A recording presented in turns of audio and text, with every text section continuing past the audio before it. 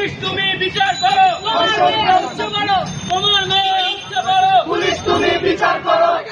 জেগেছে রক্তে আমার জেগেছে, জেগেছে রক্তে আমার জেগেছে, লেগেছে রক্তে আগুন লেগেছে, লেগেছে রক্তে আগুন লেগেছে। শহীদের রক্ত পিতা যেতে দেব না, পিতা যেতে দিব না।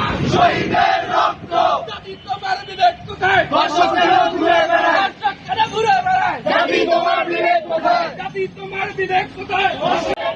জাতি তুমি জেগে ওঠো, দর্শকদের বিচার করো। জাতি তুমি জেগে ওঠো, দর্শকদের বিচার করো। দর্শকদের বিচার করো। জাতি তুমি জেগে ওঠো।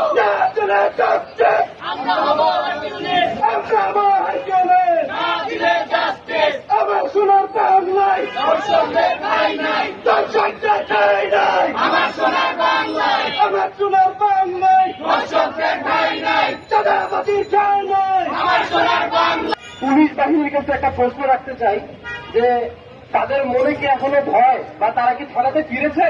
যদি তারা থানাতে ফিরেই থাকে তাহলে এখনো আমরা রাতে কেন নিরাপদ নয়? এখনো আমরা কেন আমাদের জানের জীবনের সংশয় নিয়ে রাস্তায় বেরোতে হচ্ছে?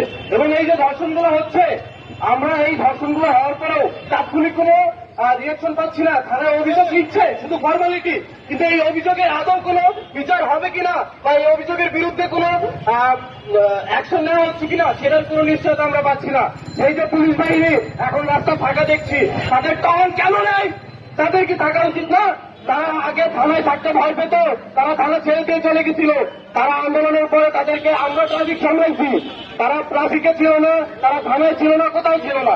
এখন তারা থানাতে ফিরে এসেছে, কিন্তু তাদের কি থানার যে কাজ, তাদের যে দায়িত্ব, আইন শৃঙ্খলা যে রক্ষা করা, সেটা কি তারা করছে? স্বাধীনতার 6 মাস পার হয়ে গেল, আমরা এই বাংলাদেশের ভিতরে দর্শন, লুটপাট এবং অন্যায়ের বিভিন্ন নানান ধরনের কার্যক্রম দেখতেছি। আমরা সেই দায়িত্ব ছেড়ে দেন, যারা এই দায়িত্ব সঠিকভাবে পালন করতে পারবে। Justice, justice! We want justice! Justice, justice! We want justice! লেগেছে রে, লেগেছে, রক্তে আগুন লেগেছে জেগেছে